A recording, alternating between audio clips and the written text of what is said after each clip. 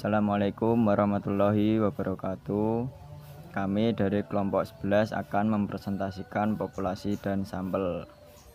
Pengertian: terdapat perbedaan yang mendasar dalam pengertian antara pengertian populasi dan sampel. Dalam penelitian kuantitatif dan kualitatif, populasi diartikan sebagai wilayah generalisasi yang terdiri atas objek dan subjek. Dalam penelitian kuantitatif tidak menggunakan istilah populasi, tetapi social situation atau situasi sosial yang terdiri atas 3 elemen, yaitu tempat, pelaku,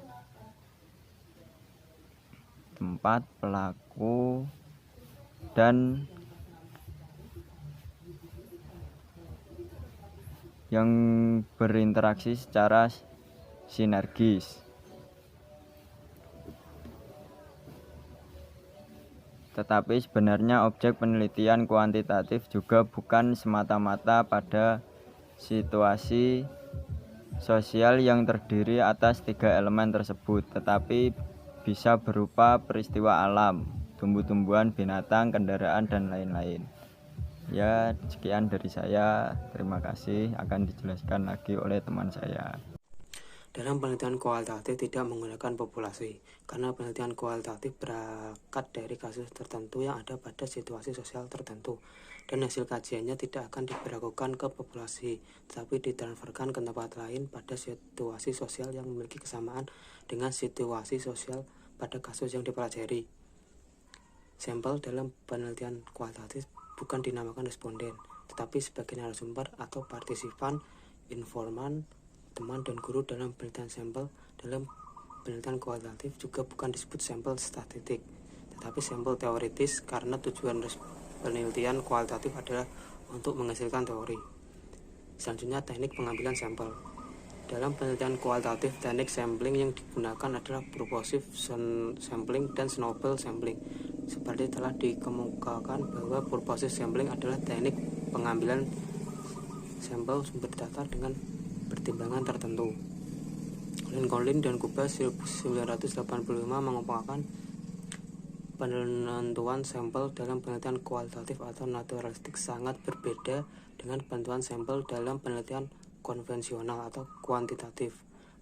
Penentuan sampel dalam penelitian kualitatif tidak didasarkan perhitungan statistik. Sampel yang dipilih berfungsi untuk mendapatkan informasi yang maksimum, bukan untuk digeneralisasikan. Menurut Lincoln dan Kuba 1985, dalam penelitian naturalistik, spesifikasi sampel tidak dapat ditentukan sebelumnya. Ciri-ciri khusus sampel purposive yaitu 1. Emergent sampling indexing atau sementara. 2. Serial selection of sample unit atau menggelinding seperti bola salju atau snowball. 3. Continuous adjustment or focusing of the sample atau disesuaikan dengan kebutuhan. 4. Selection of the point of redundance atau dipilih sampai jenuh. S. Nasution pada tahun 1988 menjelaskan bahwa penentuan unit sampel atau responden dianggap telah memadai apabila telah sampai kepada taraf reduktasi, datanya telah jenuh, ditambah sampel lagi tidak memberikan informasi yang baru.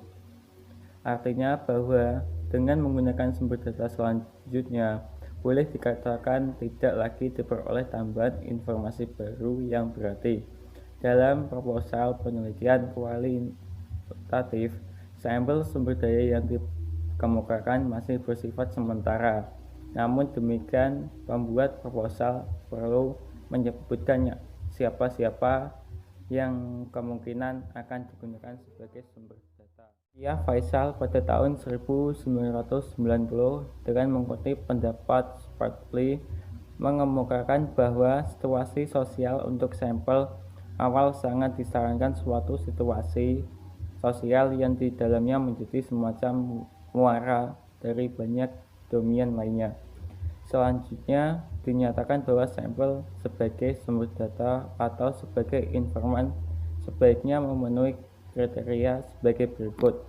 Yang pertama, mereka yang menguasai atau memahami sesuatu melalui proses akulturasi sehingga sesuatu itu bukan sekedar diketahui, tetapi juga dihayati. Yang kedua, mereka tergolong masih sedang berkecimpung atau terlibat dengan kegiatan yang tengah diteliti. Mereka yang mempunyai waktu yang memadai untuk dimintai informasi. Yang keempat, mereka yang tidak cenderung menyampaikan informasi hasil kemasannya sendiri. Yang kelima, mereka yang pada mulanya tergolong cukup asing dengan meneliti sehingga lebih menggairahkan untuk dijadikan semacam guru atau narasumber. Sekian presentasi dari kelompok kami. Wassalamualaikum warahmatullahi wabarakatuh.